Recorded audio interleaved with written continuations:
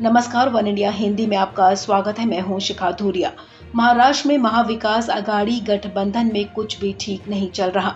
सियासी गतिविधियां तेजी से बदलती नजर आ रही हैं।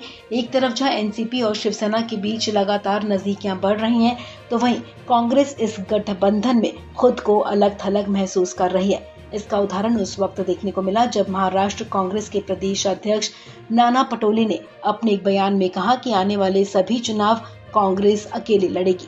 पार्टी ने कहा कि कांग्रेस स्थानीय निकाय चुनाव से लेकर विधानसभा चुनाव तक सभी अकेले लड़ेगी।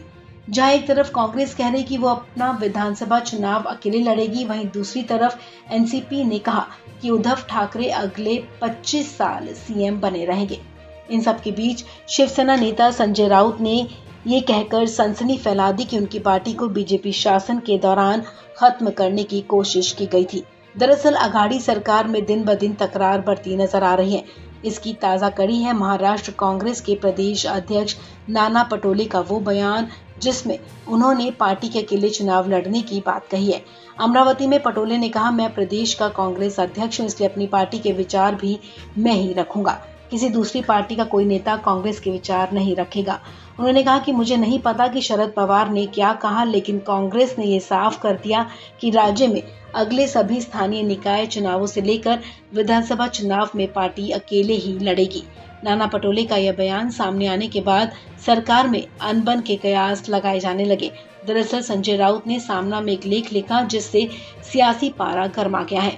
इस लेख में उन्होंने कहा कि बीजेपी झूठ फैला रही कि महाविकास आघाड़ी में मुख्यमंत्री का कार्यकाल बांटा गया है और 2.5 साल का फॉर्मूला था। इसके बाद एनसीपी भी सामने आ गई। पार्टी के नेता और राज्य के कैबिनेट मंत्री नवाब मलिक ने एक निजी चैनल से बातचीत में कहा कि ऐसी कोई भी बात नहीं, उद्धव ही 5 साल तो क्या 25 साल तक सीएम बने रहेंगे। महाराष्ट्र की सियासत पिछले कुछ दिनों से गरमाई हुई है। आपको बता दें, मुंबई में 2 दिन पहले शरद पवार और चुनावी रणनीतिकार प्रशांत किशोर की मुलाकात से कई कयास लगाए जाने लगे थे। वहीं उद्धव ठाकरे और पीएम मोदी की मुलाकात के बाद संजय राउत ने पीएम मोदी की तारीफ की।